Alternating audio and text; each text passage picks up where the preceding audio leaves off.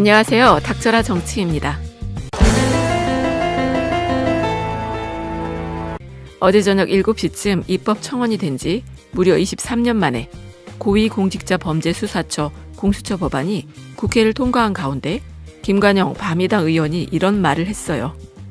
문희상 국회의장이 온몸에 멍이 들었다고 하면서 그만큼 이번 선거제 개정이나 공수처법 통과가 정말 국회의장으로서 힘들었다고 하는데, 문희상 의장도 공수처 법안을 처리한 이후에 홈페이지에 글을 올려서 동료 의원들이 했다고는 믿을 수 없을 정도로 도를 넘어선 인신공격에 참담함을 금할 수 없었다. 그 모욕감과 배신감은 이루 말할 수 없는 고통이었다고 했어요. 심지어 자한당에서 저지하는 선을 뚫고 가는 과정에 보이지 않게 굉장히 가격을 당했다고 하니까 오죽했으면 의장석에 앉아선 심장을 부여잡는 모습에 많은 국민들이 안타까워도 했었죠. 그런데 오늘 아침에 또 검찰이 조국 전 장관 불구속 기소를 신청했다는 겁니다. 그 이유가 뭐냐면 검찰에서는 조국 전 법무부 장관을 향해서 뇌물수수 등 11개 죄명에 대해서 불구속 기소를 했는데, 위계 공무 집행방해, 업무방해, 위조 공문서 행사, 허위 작성 공문서 행사, 사문서 위조, 위조 사문서 행사 등의 혐의 11개를 적용했다고 합니다. 그리고 검찰은 조국 전 장관의 딸이 부산대 의학전문대학원에 재학 중 지도교수에게 받았던 장학금 600만 원에 대해서 뇌물 성격이 짙다는 건데요. 조국 전 장관이 청와대 민정수석에 취임하니까 지도교수가 향후 부산대 병원장에 앉으려 조국 전 장관에게 청탁 명목으로 장학금을 줬다는 거예요. 그리고 사모펀드 의혹과 관련해 공직자윤리법 위반과 위계 공무 집행방해 혐의와 증거인멸, 교사, 증거은닉 교사 혐의만 11개를 적용했다고 하니까 아주 싸그리 뭐 하나라도 걸려라는 식으로 막판에 다 기소를 해버린 것 같아요. 더구나 이번 조국 전 장관 사태의 시발점은 동양대 표창장 문제 아니었습니까? 거기다 부산 의전원 장학금 문제로 이어진 것인데, 하지만 이 장학금 문제도 알고 보면은 2번 유급한 학생에게 6학기 연속 장학금을 줬다는 내용은 장학금 받기 전에 받은 유급은 1번이었다는 겁니다. 참고로 의대생들이 유급을 많이 받는다고 하지요. 그리고 지도교수 노환준 교수가 장학금을 주게 된 계기는 지도교수님이 부친상을 당해서 조의금으로 받은 걸 개인 장학금으로 만들어 2014년부터 지급했다는 겁니다. 그리고 2013년 4월에 신설된 장학금 기준을 토대로 장학금을 지급하게 된 거고, 학점 평균 2.5 이하인 다른 학생들도요, 외부 장학금을 지급한 사례가 있다고 부산 의전원에서 공식 입장을 밝히기도 했어요. 더구나 2015년 1학기 때 유급을 받아서 지도교수였던 노한준 교수가 좌절하고 있는 조국 장관의 딸에게 앞으로 포기하지 않고 열심히 해서 유급받지 않으면 장학금을 주겠다고 약속을 한 거고, 그래서 2학기 정상 학점을 받으니 2016년에 1학기부터 장학금을 지급했고요. 그 이후에도 6학기 동안 계속해서 정상 학점을 달성하니까 그래서 장학금을 지급했다는 겁니다. 그리고 2018년 2학기 때 다시 유급이 되니까 2019년 1학기 땐 또 장학금을 지급하지 않았다고 하잖아요. 아니, 조국 전 장관이 민정수석이 됐다고 뭐 청탁을 하려고 장학금을 줬다면 왜 2019년 1학기 땐 장학금을 안 줬냐는 의문이 여기서 생기는 것 아니겠습니까? 그리고 또 개인이 조성한 외부 장학금이라도 직접 지도교수가 지급했던 게 아니라 학교에다가 지급 학생을 지정해서 장학금을 기탁했고 그 장학금을 학교에서 지급을 해준 거예요. 그러니까 이게 왜 청탁이냐는 것이죠. 더구나 지도교수가 학교에 조국 전 장관 따님을 추천했던 사유를 적었던 지정 기타서엔요, 유급 위기를 극복하고 장학금으로 격려하기 위해 1학년 때부터 출연하고 있다고 공개적으로 명시했다는 거고요. 그리고 또 중요한 문제는 부산대 의전원에서 장학금 수혜율은 95.4%라고 하니까 전교생 885명 중에서 장학금을 받은 학생은 무려 844명이라는 겁니다. 844명. 그러니까 조국 전 장관의 따님은 그 장학금을 받은 844명 중에서 1명이라는 거예요. 그리고 검찰이 조국 전 장관을 청문회 하던 날 부인 정경심 교수를 기소하면서 그 기소장에는 뭐 정경심 교수가 동양대에서 성명 불상의 사람과 표창장 위조를 했다고 했는데, 그런데 다른 기소장에서는 정경심 교수와 그 따님이 집에서 표창장을 위조했다고 했어요. 하지만 표창장 위조는 아무리 수십 년 동안 포토샵을 써온 그래픽 전문가라고 해도요. 위조 같은 게 어렵다는 겁니다. 아니 그런 건 애당초 불가능하다는 거예요. 그리고 포토샵을 잘하면 뭐합니까? 프린터로 출력을 하면은 무조건 망점이 생기는데 참고로 이 망점이라는 게 뭐냐면 PD수첩에서도 보도를 하긴 했지만 포토샵은 비트맵 이미지 프로그램이기도 하지만 전문가들이라면 일러스트나 코렐 드로우 같은 프로그램을 이용해 벡터 이미지로 변경할 수 있지만 하지만 문제는 그게 중요한 게 아니라 표창장을 프린트했을 때 100% 망점이 생긴다는 거예요. 이 망점이라는 게 뭐냐면 프린터에서 색깔을 낼 때 인주처럼 한 가지 색으로 만들어지는 게 아니라 빨강이나 파란색 같은 잉크가 섞여서 원하는 색상에 출력되게 되는데 그때 보이는 점 같은 입자를 망점이라고 합니다. 그래서 아무리 잘 위조를 한다고 해도 프린터로 출력을 하면 다 알아볼 수 있다는 거예요. 그리고 표창장 같은 종이는 집이나 일반 사무실에서 쓰는 프린터로는 출력하기가 어려워서 전문 인쇄소나 전문 프린트기를 사용하게 되는데 하지만 전문 프린터라고 해도요. 자글자글한 망점이 생긴다는 겁니다.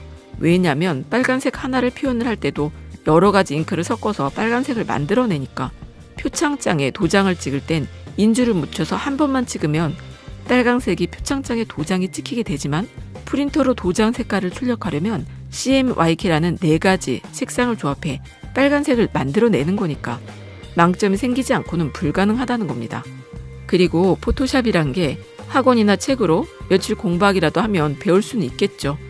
하지만 표창장 위조 같은 걸 하려면 그래픽 전문가라고 해도 어렵다는 거예요. 아니 왜 전문가들도 표창장 위조는 어렵다고 하겠어. 더구나 표창장 원본이 없는데 사진만으로 보고서 가짜라고 위조했다고 기소를 하는 건 도무지 상식적으로 봤을 때 이해하기 어렵다는 것이죠. 오죽했으면 PD수첩에서도 개인이라면 표창장 같은 걸 도저히 위조할 수 없다고 하잖아. 어쨌든 지난 4개월 동안요. 아주 온 나라를 떠들썩하게 했던 조국 전 장관을 향한 수사가 100여 곳이 넘는 곳을 압수수색하더니만 126일 만에 이제야 좀 마무리가 되는 것 같은데 결과는 뭐 안 봐도 뻔한 것 아니겠습니까?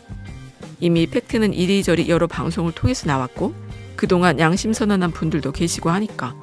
하지만 문제는 그런 분들의 증언과 제대로 된 보도엔 귀를 막고 있는 검찰이 문제라는 것이죠.